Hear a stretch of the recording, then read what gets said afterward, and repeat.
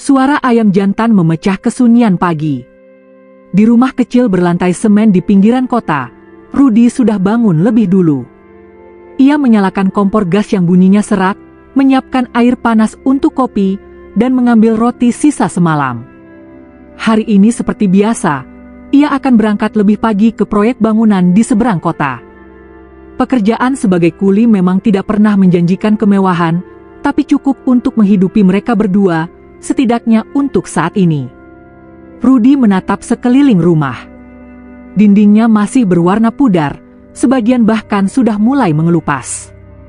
Atap seng di ruang dapur bocor di 2 titik, tapi Rudy belum sempat memperbaikinya karena pekerjaan proyeknya belum dibayar penuh. Namun bagi Rudy, rumah itu adalah surga kecil. Tempat ia dan istrinya, Sinta, memulai hidup bersama dari nol. Beberapa tahun lalu, mereka menikah tanpa pesta besar. Hanya ijab kabul sederhana di mushola kampung, disaksikan keluarga dan beberapa tetangga. Rudy, dengan kemeja putih yang disetrika seadanya, menatap Sinta yang tersipu dalam balutan kebaya biru muda. Rudy bukan siapa-siapa. Ia hanya seorang pekerja kasar, lulusan SMA yang tidak sempat melanjutkan kuliah karena harus membantu orang tuanya. Sedangkan Sinta, gadis pintar lulusan universitas di kota, punya cita-cita tinggi, tapi tetap memilih menikah dengan lelaki sederhana yang mencintainya tulus.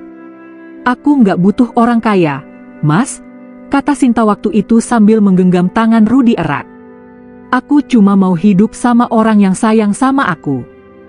Rudy percaya penuh pada kata-kata itu. Cinta, baginya, lebih kuat dari uang. Ia bekerja keras, dari proyek ke proyek, meski panas menyengat dan debu menempel di kulit. Setiap kali lelah, ia hanya perlu mengingat senyum Sinta saat menyambutnya di depan rumah. Namun kebahagiaan memang kadang datang dengan masa kedaluarsa. Pagi itu, Sinta keluar dari kamar dengan wajah masih setengah mengantuk. Rambutnya diikat asal, dan tubuhnya dibalut daster motif bunga. "Mas, kok belum berangkat?" tanyanya sambil meneguk air putih. "Masih nunggu temen proyek, Sin. Katanya mau bareng. Lagian aku mau nyeduh kopi dulu." Sinta duduk di kursi rotan, memainkan ponselnya. "Mas, kayaknya minggu depan aku mau ke kota. Ada panggilan interview di dinas kabupaten. Doain ya." Rudy menatapnya dengan mata berbinar. "Wah, beneran? Alhamdulillah. Kamu cocok kerja di sana. Aku yakin kamu bisa diterima." Ia benar-benar tulus mendukung. Dalam hati kecilnya, ia tahu, mungkin inilah awal perubahan hidup mereka ke arah lebih baik. Seminggu kemudian, kabar itu datang. Sinta diterima sebagai pegawai honorer di dinas sosial. Rudy begitu gembira sampai membelikan kue bolu kecil dari toko terdekat untuk merayakannya. "Makasih ya, Mas," kata Sinta saat itu. "Aku gak nyangka bisa kerja di sana. Gajinya sih belum besar, tapi lumayan buat nambah-nambah. Yang penting kamu bahagia, Sin. Mas selalu dukung. Kamu kan pinter, pasti nanti bisa naik jadi PNS."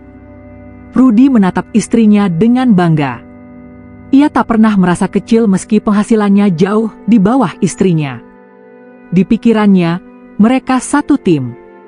Ia bekerja dengan tangan, Sinta bekerja dengan pikiran. Bersama, mereka bisa membangun masa depan. Namun dunia ternyata tidak sebaik itu kepada orang-orang yang terlalu percaya. Hari demi hari, Sinta mulai terbiasa dengan ritme kerja kantoran. Ia berangkat pagi dengan pakaian rapi, memakai parfum yang wanginya menyaingi bunga melati di halaman. Rudy, di sisi lain, tetap dengan baju belel, celana lusuh, dan tangan kasar akibat semen yang mengering di kulit. Di awal-awal, semuanya masih hangat. Sinta pulang kerja, membantu Rudy masak, kadang bercerita tentang suasana kantor. Rudy mendengarkan dengan semangat, meski tak sepenuhnya paham apa itu rapat koordinasi atau program penyaluran bantuan. Namun pelan-pelan, ada yang berubah. Sinta mulai sering membandingkan hidup mereka dengan rekan-rekan kerjanya. "Mas, istrinya Pak Fajar tuh enak banget. Suaminya kerja di bank, gajinya besar, tiap weekend bisa liburan ke luar kota." Rudy hanya tertawa kecil. "Rezeki orang beda-beda, Sin. Mas gak bisa jadi orang kaya, tapi Mas janji gak bakal biarin kamu kelaparan." Sinta mengangguk samar, tapi sorot matanya mulai lain. Seolah kata-kata Rudy bukan lagi sesuatu yang menenangkan, melainkan alasan dari keterbatasan yang mengekang. Tahun berganti. Sinta akhirnya diangkat menjadi PNS. Ia pulang membawa surat keputusan pengangkatan dengan senyum lebar. Rudy memeluknya dengan bangga. "Mas bangga banget sama kamu, Sin. Akhirnya doa kita dikabulin." Namun di balik pelukan itu, ada jarak kecil yang mulai tumbuh, tak terlihat, tapi terasa. Sinta mulai jarang bicara tentang pekerjaannya. Ia lebih sering sibuk dengan ponsel, kadang tertawa sendiri, kadang tersenyum sambil mengetik cepat. Suatu sore, ketika Rudy baru pulang dari proyek dengan baju penuh semen, ia mendapati Sinta duduk di teras, mengenakan seragam dinas berwarna krem yang masih tampak baru. Di tangannya ada ponsel, dan suaranya terdengar lembut. "Iya, Pak Fajar, saya juga setuju. Nanti kita lanjut bahas pas makan siangnya." Nada suaranya ringan, tapi Rudy menangkap sesuatu di sana, nada manja yang tak pernah ia dengar lagi untuk dirinya. Sinta menutup telepon cepat-cepat begitu melihat Rudy datang. "Oh, itu tadi cuma teman kantor," katanya buru-buru. Rudy tersenyum tipis. "Iya, Mas ngerti." Namun malam itu, untuk pertama kalinya sejak menikah, Rudy merasa dirinya tidak lagi cukup. Hari-hari berikutnya berjalan dingin. Sinta mulai sering pulang malam dengan alasan lembur. Kadang ia bahkan tak makan malam bersama. "Capek banget, Mas. Aku langsung tidur aja, ya." Rudy hanya mengangguk. Ia tahu, memaksa bicara hanya akan memicu pertengkaran. Ia memilih diam, percaya bahwa badai rumah tangga hanya sementara. Ia bekerja lebih keras, berharap suatu hari bisa membelikan rumah baru agar istrinya bangga. Namun cinta yang dulu jadi alasan bertahan, kini berubah jadi alasan untuk saling menjauh. Rudy masih mencintai, sementara Sinta perlahan lupa rasanya dicintai dengan sederhana. Suatu malam hujan deras, Rudy menatap foto pernikahan mereka yang tergantung di dinding. Sinta di foto itu tersenyum begitu lembut. Ia memegang buket bunga mawar putih, sementara Rudy berdiri di sampingnya dengan wajah penuh harapan. Hujan di luar semakin deras, menetes di atap seng, menciptakan ritme yang menenangkan tapi menyakitkan. Rudy bergumam lirih, "Dulu kita cuma punya cinta, Sin.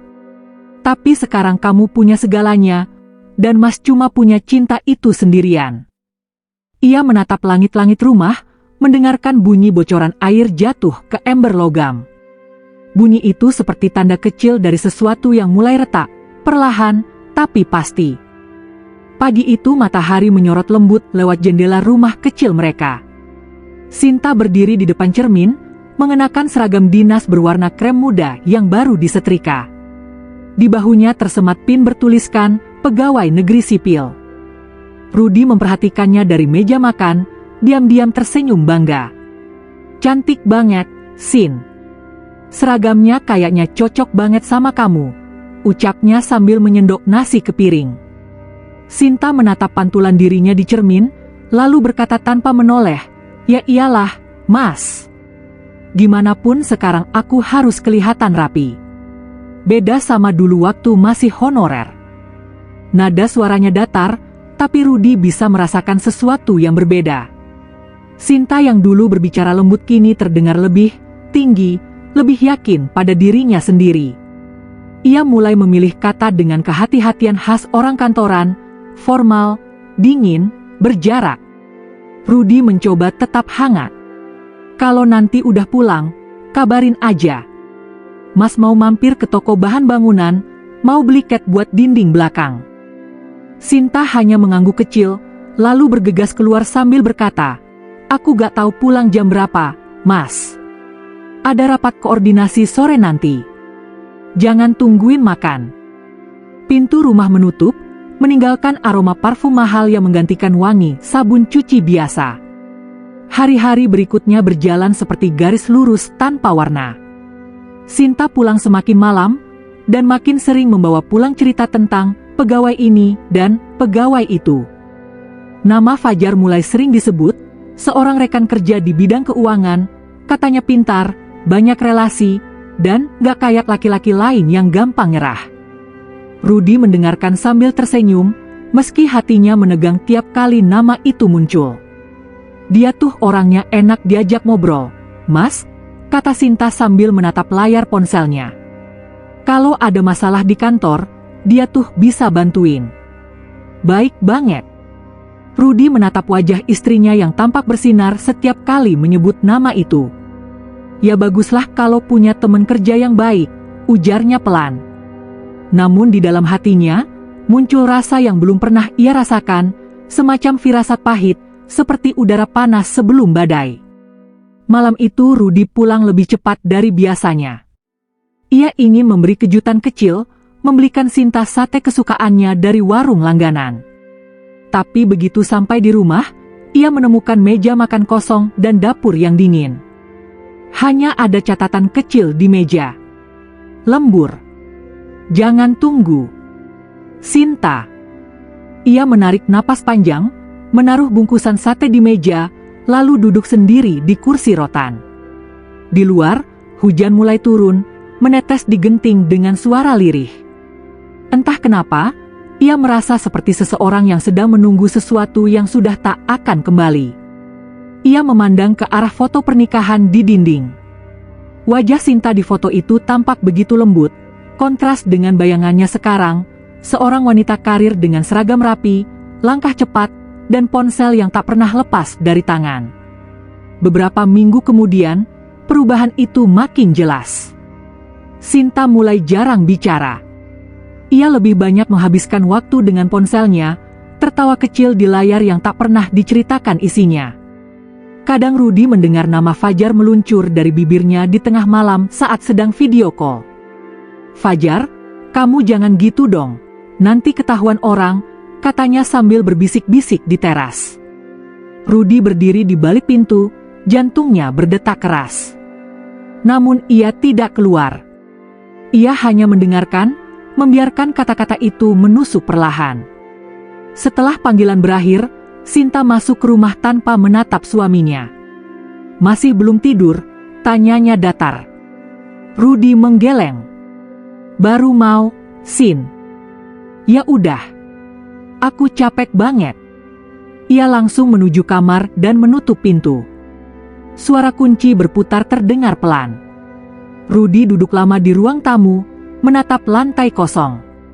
Dalam diam, ia tahu sesuatu telah berubah selamanya.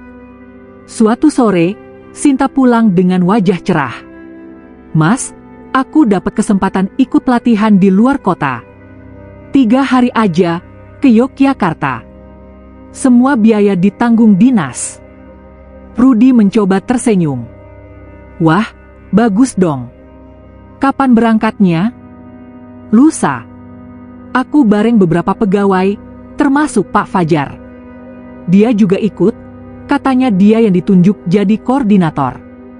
Nama itu kembali muncul. Fajar. Nama yang terus menempel di setiap kisah baru yang dibawa pulang Sinta. Rudi mengangguk pelan. "Kalau gitu hati-hati ya, Sin. Jangan lupa kabarin kalau udah sampai." "Iya, Mas. Jangan khawatir. Aku kan kerja, bukan jalan-jalan," jawabnya cepat sambil memasukkan pakaian ke koper. Namun ketika malam tiba, Rudi menemukan sesuatu di meja rias, selembar nota hotel atas nama Sinta Laraswati dan Fajar Pratama, tanggal 2 minggu lalu. Tangannya gemetar. Ia menatap kertas itu lama, seolah berharap huruf-huruf di atasnya berubah. Namun kenyataan tak pernah sebaik harapan. Keesokan paginya, ia tetap berpura-pura tidak tahu. Ia menyiapkan sarapan, mengantar Sinta ke depan rumah, bahkan tersenyum saat mobil dinas menjemputnya. "Jaga diri baik-baik ya, Sin," katanya sambil menatap wajah istrinya yang memoles lipstik dengan teliti. "Iya, Mas. Jangan drama, cuma 3 hari kok," jawab Sinta setengah jengkel. Mobil itu melaju menjauh, meninggalkan debu jalanan yang pelan-pelan turun di depan rumah mereka. Rudy berdiri diam cukup lama, sampai mobil itu hilang di tikungan. Lalu ia menatap ke arah langit. Wajahnya datar, tapi matanya basah. Dalam hati ia berbisik, "Kalau ini ujian, semoga aku kuat. Tapi kalau ini tanda akhir, semoga aku bisa ikhlas." Hari pertama tanpa Sinta terasa sunyi. Rumah itu seperti kehilangan denyut. Namun di hari kedua, Rudy menerima pesan dari nomor tak dikenal. Hanya satu foto, gambar Sinta dan seorang pria sedang duduk berdua di restoran hotel. Tangan pria itu menggenggam tangan Sinta di atas meja. Nama file fotonya, Fajar_Sinta_trip JPG. Rudy terdiam lama. Dunia di sekitarnya seperti kehilangan suara. Lalu ia menatap foto itu sekali lagi, dan sesuatu di dalam dirinya hancur pelan-pelan. Ia tidak marah, tidak juga menangis. Hanya satu kalimat yang keluar dari bibirnya, lirih seperti doa yang patah. "Ternyata seragam barumu bukan cuma ganti baju, ya, Sin, tapi ganti hati juga." 3 hari kemudian, telepon berdering keras di tengah malam. Suara di ujung sana panik, menyebut nama yang membuat darah Rudy berhenti mengalir sesaat. "Pak Rudy, ini dari dinas sosial. Ibu Sinta, beliau kecelakaan di jalan tol. Mobilnya bersama Pak Fajar. Keadaannya kritis. Segera ke rumah sakit, Pak." Gelas di tangan Rudy jatuh dan pecah di lantai. Ia berlari keluar rumah tanpa membawa apapun, hanya dada yang sesak dan langkah yang limbung. Hujan turun deras malam itu, seolah langit ikut menangis. Rumah sakit malam itu tampak kacau. Sirine ambulans meraung di kejauhan, lampu-lampu putih menyilaukan mata, dan bau obat antiseptik menusuk hidung. Rudy berlari menembus koridor, kemejanya basah oleh hujan dan keringat. Langkahnya terseret, matanya liar mencari seseorang. "Pak, ini keluarga dari Ibu Sinta, ya?" sapa seorang perawat yang datang tergesa. Rudy mengangguk cepat. "Iya, saya suaminya." "Gimana istri saya? Gimana keadaannya?" Perawat itu menatapnya dengan raut hati-hati. "Kecelakaannya cukup parah, Pak. Ibu Sinta luka di kepala dan kakinya patah. Sekarang masih di ruang operasi. Mohon tunggu di luar, ya." Rudy mematung. Dunia seolah berhenti berputar. Ia berjalan ke kursi tunggu yang dingin, duduk sambil menatap kosong ke arah pintu ruang operasi. Tangannya gemetar, menutupi wajahnya yang basah entah oleh air hujan atau air mata. Beberapa menit kemudian, 2 orang polisi datang. "Maaf, Bapak Rudy, kami harus konfirmasi beberapa hal di mobil dinas yang mengalami kecelakaan tadi.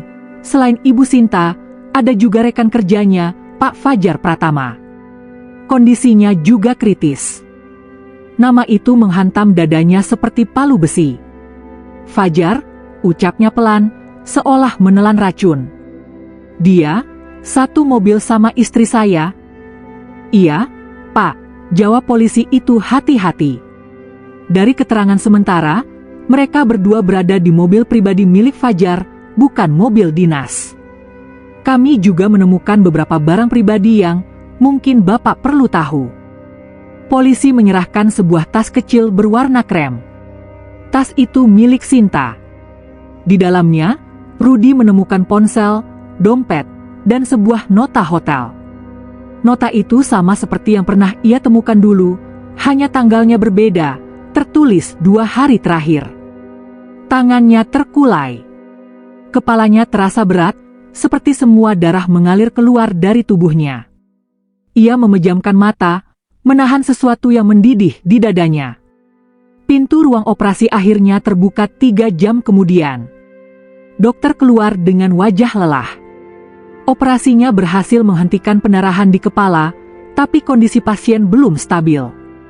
Kakinya harus dioperasi lagi, dan kemungkinan besar tidak bisa berfungsi normal. Kami akan pindahkan ke ruang ICU. Rudy berdiri, tapi tubuhnya nyaris tak sanggup menahan diri. Kakinya lemas. Hatinya lebih parah dari itu. Ia menatap ke arah ranjang dorong yang melewati lorong. Di atasnya, Sinta terbaring dengan wajah pucat dan selang di hidung. Perban menutupi dahinya. Rambutnya acak-acakan. Wanita yang dulu ia cintai dengan sepenuh hati kini tampak seperti bayangan dari masa lalu. Rudy melangkah mendekat, menatapnya tanpa suara.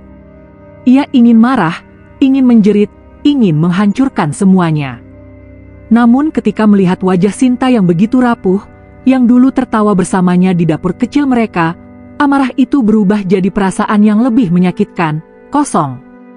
Hari-hari berikutnya, Rudy hampir setiap hari datang ke rumah sakit. Ia tidak bicara banyak, hanya duduk di kursi sudut ruangan, memperhatikan Sinta yang masih tak sadarkan diri.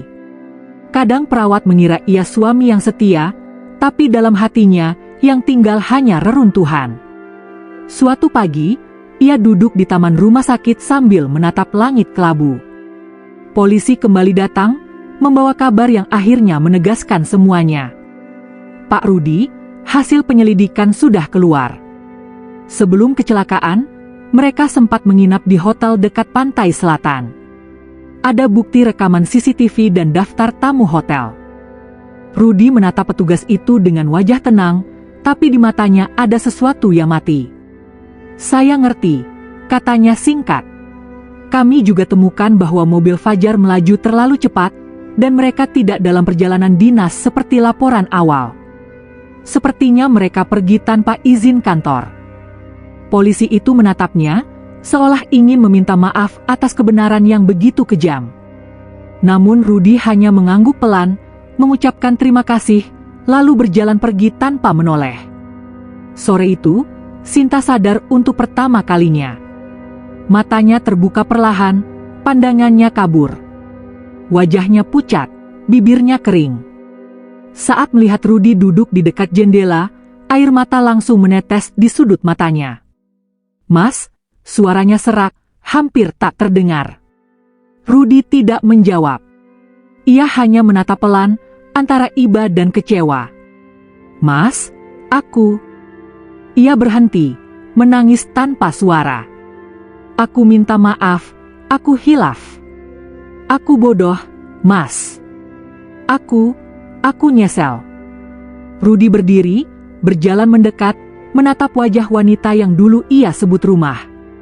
Namun mata itu kini asing baginya, mata orang yang pernah memilih pergi saat ia berjuang. Sin, katanya pelan. Mas udah tahu semuanya. Dari dulu, Mas cuma minta satu hal, kamu jujur. Tapi ternyata, kejujuran yang kamu kasih malah datang bareng musibah. Sinta terisak. Mas, aku mohon, jangan tinggalin aku. Aku gak punya siapa-siapa lagi. Rudy menatapnya, lalu menunduk. Kamu masih punya Tuhan, Sin. Mintalah ampun ke Dia, bukan ke Mas. Karena yang kamu lukai bukan cuma Mas, tapi pernikahan kita, kepercayaan yang dulu Mas rawat seperti hidup Mas sendiri. Air mata Sinta jatuh deras. Ia mencoba meraih tangan Rudy, tapi tubuhnya lemah, kakinya terbungkus gips. Ia sadar, ada sesuatu di dalam dirinya yang tak akan pulih, baik tubuh maupun hatinya. Beberapa hari berlalu. Dokter datang dengan kabar tak kalah pahit. Ibu Sinta mengalami cedera permanen di kaki kiri. Tidak bisa berjalan normal lagi tanpa alat bantu. Tapi kondisinya sudah stabil, katanya kepada Rudy. Rudy hanya menatap lantai. Di pikirannya, masa lalu berputar seperti film rusak, waktu mereka makan sederhana, tertawa karena hal sepele, saling berjanji di bawah langit malam. Semua kenangan itu kini terasa seperti mimpi yang dikhianati. Sore itu, Ia berdiri lama di depan jendela ruang rawat. Sinta menatapnya dengan tatapan memohon, matanya merah, wajahnya lemah. "Mas, tolong jangan pergi. Aku janji bakal berubah. Aku bakal nurut, bakal jadi istri yang baik." Rudy menatapnya dengan pandangan kosong. "Perubahan itu harusnya datang waktu aku masih di sampingmu, Sin. Sekarang, semuanya udah terlalu hancur buat disusun lagi." Ia menunduk, menarik napas panjang. "Aku gak benci kamu. Tapi aku juga gak bisa sayang lagi." Kalimat itu jatuh seperti batu di antara mereka. Sunyi, berat, mematikan. Rudy berbalik, mengambil jaketnya, lalu berjalan keluar tanpa menoleh. Sinta menjerit memanggil namanya, tapi suara itu lenyap di telan lorong rumah sakit. Ia hanya bisa menangis, tubuhnya gemetar, hatinya seperti disayat dari dalam. Di luar, hujan mulai turun pelan. Rudy melangkah menuju pintu utama, melewati bau obat dan suara mesin infus yang berdesing. Setiap langkahnya terasa seperti penghapus bagi masa lalu yang dulu ia tulis dengan cinta. Malam itu, di parkiran rumah sakit, Rudy duduk di atas motornya lama sekali. Ia menatap ke langit, mengingat kembali hari-hari pertama mereka menikah, waktu Sinta masih memeluknya erat meski rumah bocor dan makan seadanya. Air mata akhirnya jatuh juga, tapi tanpa suara. "Cinta yang Mas kasih ternyata gak cukup buat nyelamatin kita. Ya, Sin," gumamnya lirih. Ia menyalakan motor, meninggalkan rumah sakit yang kini menyimpan seluruh sisa kisah mereka. Sementara di kamar rawat, Sinta terisak dalam kesunyian, memandangi pintu yang baru saja menutup. Ia sadar, bukan hanya kakinya yang lumpuh malam itu, melainkan hidupnya, seluruhnya. Beberapa bulan telah berlalu sejak malam kelam itu. Hujan yang dulu mengiringi perpisahan Rudy kini berganti dengan terik mentari yang membakar kulit. Hidup harus berjalan, meski luka di hati belum benar-benar kering. Rudy kini tinggal di kota kecil di pinggiran kabupaten, bekerja sebagai mandor bangunan di sebuah proyek perumahan. Ia tak lagi sekadar kuli seperti dulu, hasil kerja keras dan ketekunan membuatnya dipercaya memimpin puluhan orang. Setiap pagi ia berangkat dengan wajah tenang, membawa bekal nasi bungkus dan secangkir teh dari warung langganan. Ia sudah tak lagi memikirkan masa lalu, hanya menatap hari depan yang lebih jelas. Kadang, ketika senja turun dan para pekerja beristirahat, Rudy duduk di pinggir bangunan, menatap langit merah jingga. Dalam diam, ia sering teringat sosok Sinta. Bukan dengan amarah, tapi dengan sejenis belas kasihan yang aneh. "Semoga kamu baik-baik saja, Sin," bisiknya lirih. Ia tidak tahu bahwa jauh di kota, kehidupan Sinta berjalan seperti daun yang terombang-ambing di sungai keruh. Setelah keluar dari rumah sakit, Sinta tidak punya siapa-siapa lagi. Fajar sudah meninggal, dan keluarganya sendiri menjauh karena malu dengan berita perselingkuhan yang tersebar di kantor. Jabatan PNS-nya pun dicabut setelah penyelidikan membuktikan penyalahgunaan perjalanan dinas. Ia kehilangan pekerjaan, martabat, dan kepercayaan orang-orang di sekelilingnya. Kini ia hidup di rumah kontrakan kecil di pinggiran pasar, sendirian dengan kursi roda yang sudah mulai berkarat. Setiap hari ia mencoba menjahit baju atau menambal pakaian bekas orang untuk sekadar membeli makan. Namun karena tubuhnya lemah dan jarinya sering gemetar, hasilnya tidak seberapa. Pernah suatu sore, ia keluar dengan kursi roda menuju pertokoan, berharap bisa menawarkan jasa kecil.